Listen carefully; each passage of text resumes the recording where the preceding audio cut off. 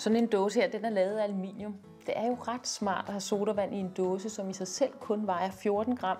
Den er nem at åbne, og så holder den vandet friskt indeni.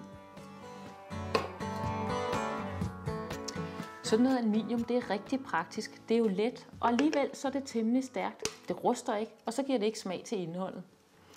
Aluminium, det kan man bruge til meget andet end dåser. F.eks. foliebakker, gryder, skifterammer, intercitytog. Ja, selv fly er lavet af aluminium.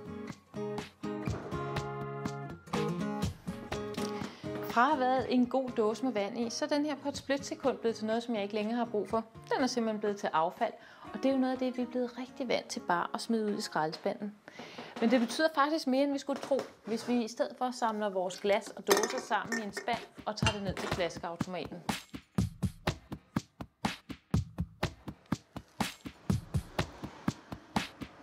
Ja, selv cyklen her er aluminium. Faktisk så er det mig, der bestemmer, om den her dåse skal blive til et affaldsproblem, eller om den skal have lov at leve videre. Det bedste, man kan gøre med sine gamle dåser, også selvom der ikke er pant på, det er at komme den i flaskeautomaten. Hvad der sker deromme på den anden side af automaten, det kan du se her.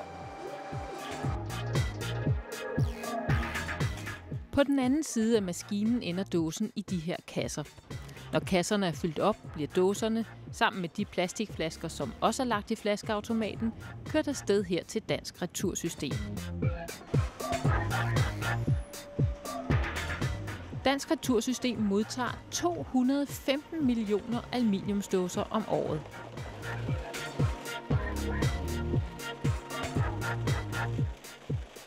Herinde bliver dåser og plastikflasker sorteret. Plastikflaskerne skal et andet sted hen til genanvendelse. Dåserne bliver presset sammen til baller, så man kan få plads til 6 gange så mange inde i lastbilerne. Nu er de klar til en tur til Stena i Kolding. Her producerer man blandt andet aluminium. Dåsen er stadig en dåse, selvom den er mest godt og grundigt sammen. Men herinde i ovnen må jeg sige farvel til den. Først bliver farven smeltet af, og ved 660 grader, ja, der smelter også selve aluminiumsdåsen. Her bliver den flydende aluminium hældt ned i forme og omdannet til barer.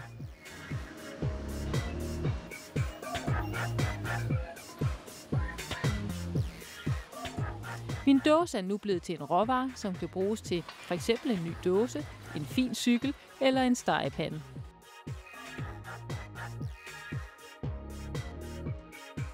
Her på Scanpan i Ryomgård i Jylland bruger man aluminium til at producere køkkengrej med.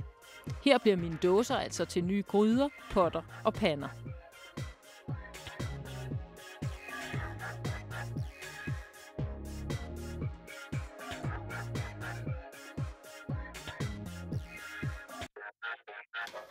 Se her, en dejlig, fin og let stegepande lavet af aluminium.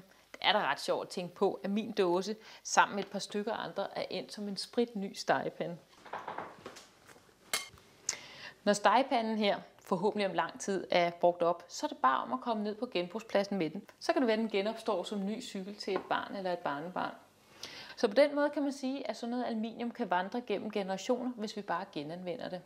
Men hvad nu, hvis jeg havde smidt dåsen i skraldespanden og ikke i automaten?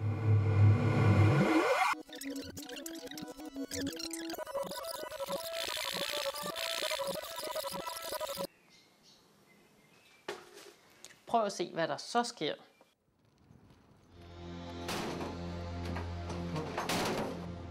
Så var min dåse blevet blandet sammen med alt muligt andet og endt her i forbrændingsanlægget. Her ville dåsen så være kommet op i en af de store ovne, hvor den ville smelte og sætte sig fast i resten i bunden af ovnen, sammen med andet affald, som heller ikke skulle være endt der. Forbrændingsanlæggene modtager desværre stadigvæk meget affald, som f.eks. glas, metaller og elektronik. Alt sammen ting, der kunne have været genbrugt. Hvis min dåse var inde på forbrændingsanlægget, ja, så var den kommet til at se sådan her ud. En blandet klump affald, som man ikke kan bruge til noget som helst, fordi den er så forurenet. Hvor skal Scanpan og andre, som laver gryder, så få deres aluminium fra? Ja, de er simpelthen nødt til at gå ud og købe noget nyt, og det laver man fra sådan et råstof her, som hedder bauxit. Og bauxit, Det udgraver man for eksempel med sådan nogle enorme maskiner, som her i Niedersachsen i Tyskland.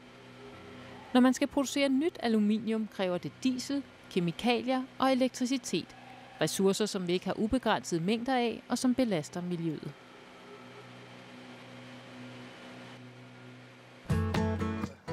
Hvert år køres der 13.500 ton aluminium til forbrænding i Danmark. Det er aluminium nok til at fremstille 5 millioner cykler. Altså en smart ny cykel til hver eneste dansker om året. Hvis den her bare var endt i skraldespanden, ja, så havde der været 14 gram mindre aluminium til de næste generationer. Oven i købet, så ved at komme den til genbrug, så har jeg sparet miljøet for den mængde energi, der skal til for at køre den der 11 watts pære i 18 timer. Så det kan altså virkelig betale sig at få sin gamle dåse ned i flaskeautomaten eller på genbrugspladsen.